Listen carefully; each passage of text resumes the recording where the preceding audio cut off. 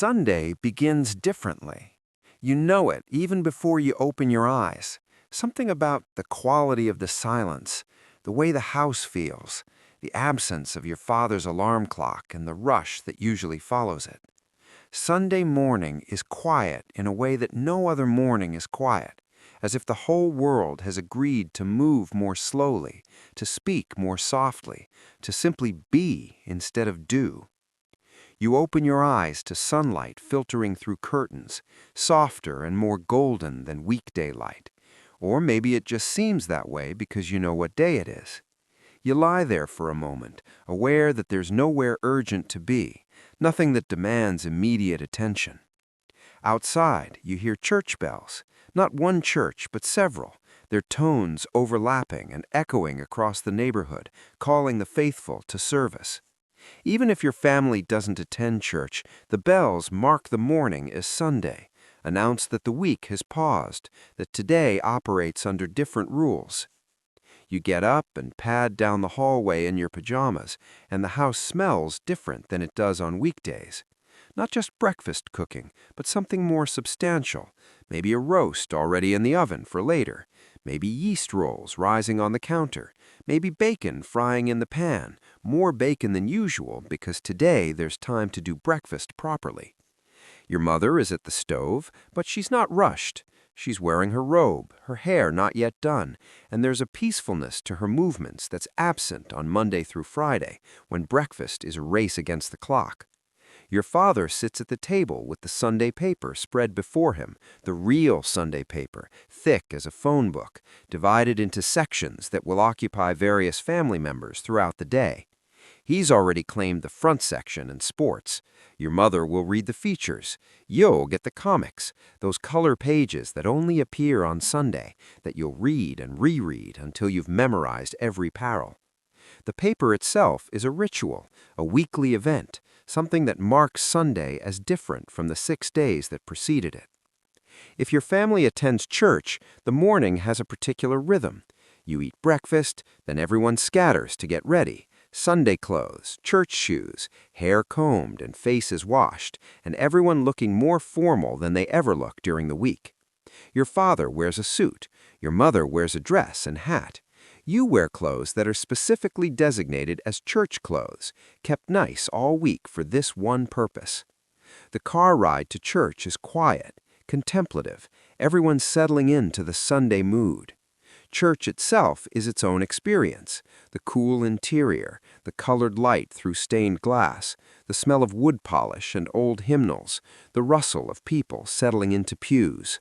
The service stretches long, and you're bored, shifting on the hard wooden bench, counting ceiling tiles or studying the intricate carving on the altar, or simply letting your mind wander while adult voices drone on about matters that feel distant and abstract. But there's also something comforting about the ritual, the predictability, the sense that this is what Sunday morning means and has always meant and will always mean. After church, the parking lot becomes a social hub.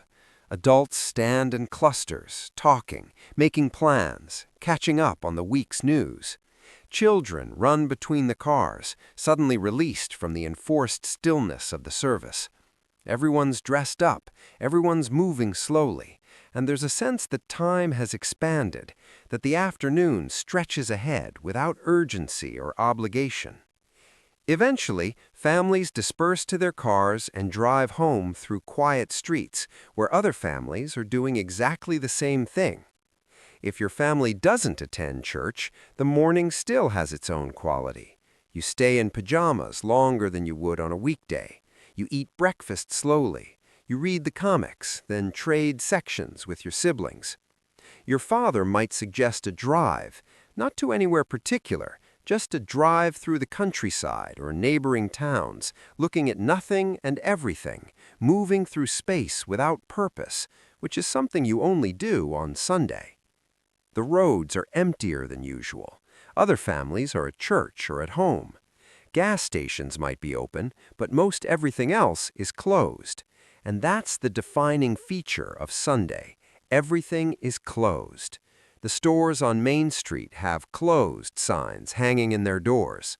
The hardware store, the dress shop, the five and dime, the barber shop, the pharmacy, all shuttered, all dark, all waiting for Monday. If you drive through town, you see the empty sidewalks, the unmoving storefronts, the absence of commerce and activity. It's not that the businesses failed or people disappeared. It's that this is Sunday, and on Sunday, you don't shop. On Sunday, the whole economic engine that drives the rest of the week simply stops. Some states have blue laws that mandate this closure, laws rooted in religious tradition that prohibit most commercial activity on Sunday.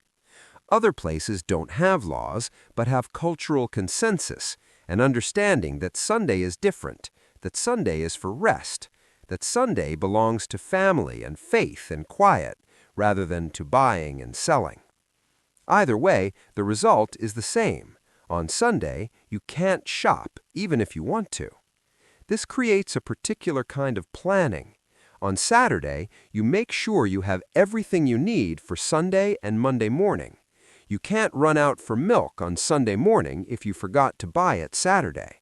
You can't pick up a tool from the hardware store on Sunday afternoon if you're working on a project. If you need something, you wait. You make do. You improvise. Or you simply accept that you can't have it until Monday, and Monday feels impossibly far away when it's only Sunday morning. There's a frustration to this sometimes, especially when you're young and impatient. You need batteries for a toy, or a particular notebook for a school project, or a specific ingredient for something your mother is cooking, and the answer is always the same. We'll get it tomorrow. Tomorrow might as well be next week. Tomorrow means not having it now, means the delay of gratification, means learning that wanting something doesn't mean getting it immediately. But there's also something else underneath that frustration, something you won't recognize until decades later, when Sunday becomes indistinguishable from any other day. There's a rhythm, a structure, a sense that time has shape, and that different days have different meanings. Sunday isn't shopping day. Sunday isn't errand day. Sunday isn't catching up on everything you didn't do during the weekday.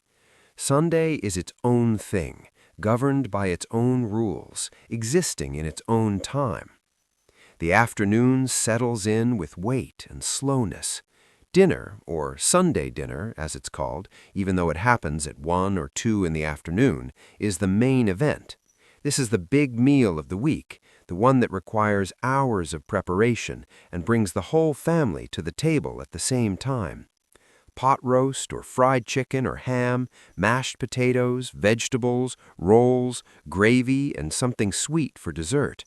The table is set properly, not just with plates, but with good plates, and everyone sits down together, and the meal unfolds with a formality that's absent the rest of the week. The conversation at Sunday dinner is different too, less rushed, more expansive. Your father might tell a story about work. Your mother might talk about something she read or someone she spoke to after church.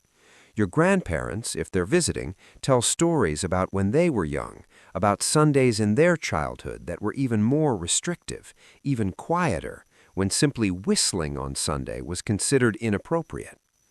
The meal stretches long, not because anyone's eating slowly, but because there's nowhere to rush to, nothing pressing that requires attention after the dishes are cleared. After dinner comes the specific boredom of Sunday afternoon. The dishes are done, the big meal sits heavy in your stomach, the house is quiet except for your father snoring softly in his chair, the newspaper spread across his chest, the brief Sunday nap that he takes every week. Your mother is reading or doing needlework. Your siblings have scattered to their rooms or the yard, and you're left with the particular emptiness of Sunday afternoon. Too late for morning activities, too early for evening ones, stuck in that stretched-out middle where time seems to barely move. You can't shop. You can't call friends because Sunday afternoons are family time, and everyone's family is home doing the same quiet nothing that your family is doing. Television might offer something, sports, old movies, religious programming, but the options are limited, and none of them quite capture your interest. You could read, but you're not really in the mood. You could go outside, but the neighborhood is quiet, almost deserted, and there's something about the quality of Sunday afternoon light, that long, golden, slightly melancholy light, that makes outdoor play feel less appealing than usual. So you end up doing what everyone ends up doing on Sunday afternoon. Nothing much. You lie on your bed and stare at the ceiling. You flip through a magazine you've already read. You work on a puzzle or a model or some other project that requires no particular energy or enthusiasm. You simply exist in the slow passage of time. And while it's boring, it's also somehow necessary, like the afternoon itself is teaching you something about patience, about stillness, about learning to be comfortable with nothing happening. The stores being closed creates a particular kind of equality, too. Rich or poor, everyone's in the same boat on Sunday. You can't buy your way out of boredom. You can't shop away the afternoon. Money is temporarily useless because there's nowhere to spend it. This forces a kind of creativity, or at least a kind of acceptance. You have to entertain yourself with what you already have, with who's already around, with the resources already at hand. Families take drives in the afternoon sometimes, just to break up the monotony. You pile into the car and drive out to the country, windows down, radio playing softly, no destination in mind. You pass farms and fields, other small towns where the main street is just as shuttered as yours, houses where other families are having their own quiet Sundays. Sometimes you stop at a park or a lake, get out and walk around for a bit, throw rocks in the water, let the dog run. Sometimes you just drive, watching the landscape change, not talking much, just being together in motion, when being still at home started to feel too confining. As the afternoon wears into evening, a particular melancholy settles over everything. Sunday evening has a feeling unlike any other time of the week, a mixture of peaceful exhaustion and low-grade dread. The day of rest is ending. Tomorrow is Monday, which means school and work and alarm clocks and the structured rush of the weekday routine. Tonight is the last bit of freedom before the week resumes, and that knowledge colors everything with a gentle sadness. Sunday dinner, the evening meal, lighter than the afternoon feast, might be leftovers or sandwiches or something quick. No one has much appetite after the big midday meal. You eat at the kitchen table rather than the dining room, and the formality of the afternoon has dissolved into something more casual, more weary. Your father looks at the clock and sighs. Your mother mentions something about ironing clothes for tomorrow. The weekend is slipping away. There might be a Sunday evening television program that the family watches together, The Wonderful World of Disney or The Ed Sullivan Show or something else that has claimed this particular time slot as its own. You watch it every week, a ritual that marks Sunday evening as surely as church marks Sunday morning. The show becomes inseparable from the day, from the feeling of Sunday winding down, from that particular mixture of relaxation and anticipation that comes with knowing tomorrow everything changes again. Bath time comes earlier on Sunday, part of the preparation for Monday. You wash away the weekend, put on clean pajamas, get ready for the school week. There's a sense of ending, of transition, of one kind of time giving way to another. You don't want Monday to come, but it's coming anyway, and Sunday evening is when you make peace with that inevitability. Bedtime on Sunday night feels different, too. You lie in bed knowing that tomorrow the alarm will ring, the routine will resume, the week will begin again. But tonight, in this last pocket of Sunday quiet, you're still in weekend time, still in that slower rhythm. Outside, the town is dark and silent. The stores are closed, will stay closed for another few hours until Monday morning, when the closed signs come down and commerce resumes. But for now, everything is still. Sunday taught you things that no other day could teach. It taught you that time could have different qualities, that not every day had to be the same, that rest was something to be honored rather than filled. It taught you patience, the patience of waiting until Monday for something you wanted on Sunday. It taught you to find entertainment in simplicity, to be content with what you had, to be still without always needing to be doing. It taught you about rhythm, too, the importance of having a weekly cycle, of having one day that felt fundamentally different from the others. Monday through Saturday had their own character, their own pace, but Sunday was apart from them, a pause in the forward motion, a breath between weeks. That pause gave structure to time in a way that made the rest of the week make sense. You knew that no matter how busy or chaotic things got, Sunday would come, bringing its mandatory slowness, its enforced rest. And it taught you something about community, too. When everything closed on Sunday, when the whole town rested together, there was a sense of collective agreement, of shared values, of everyone participating in the same weekly rhythm. You might not have known your neighbors well, but you knew they were home on Sunday, too, doing their own version of what your family was doing. Resting, eating together, being bored together, waiting for Monday. Today, Sunday is indistinguishable from Saturday or any other day. Stores are open, many on 24-hour schedules. You can shop at midnight if you want to, can fulfill any need or want at any hour. The blue laws have been repealed. The cultural consensus that Sunday should be different has dissolved. Sunday has become another day for errands, for shopping, for catching up on everything you didn't do during the week. The weekly pause has been eliminated in the name of convenience and commerce. You have more freedom now, more options. If you need something on Sunday, you can get it. If you want to shop on Sunday, you can shop. If you'd rather treat Sunday like any other day, you can do that too. No one is forcing you to rest, forcing you to be still, forcing you to accept that one day a week commerce stops and you have to make do with what you have. But something was lost in that gaining. The rhythm that gave shape to the week has flattened out. The pause that allowed for rest has been filled with activity. The day that was different has become the same.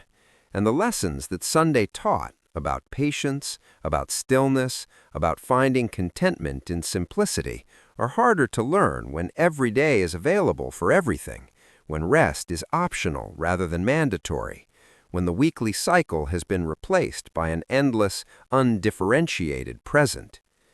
You can't go back to those Sundays when everything closed. The world has moved on. Blue laws seem quaint now, maybe even oppressive. Why should the government or cultural tradition tell you when you can or can't shop? Convenience has won. Freedom has won. The always open, always available world has won. But you remember the quiet streets, the closed storefronts, the sense that time had stopped for one day. You remember Sunday dinner stretching long, Sunday afternoon stretching longer, Sunday evening bringing that gentle melancholy that meant tomorrow everything would speed up again. You remember learning to wait, learning to be bored, learning that not every day had to be filled with activity and achievement and the endless pursuit of more. You remember the church bells echoing across town, calling everyone to the same rhythm, marking the morning as different. You remember the weight of Sunday, the slowness of it, the particular quality of time and feeling that belonged to that day alone. You remember when Sunday wasn't just another day, but a day apart, a day of rest, a weekly reminder that sometimes the most important thing you can do is nothing at all. The stores are open now. Main Street never sleeps. Sunday has been absorbed into the endless week, indistinguishable from the days before it and after it. But in memory, Sunday remains what it was, different, slower, quieter, and somehow more itself than any other day. A day when everything closed, and in that closing opened something else, space for rest, for family, for stillness, for the quiet recognition that time, properly structured, has room for both doing and being, both motion and pause, both the busy week and the day when the whole world stops.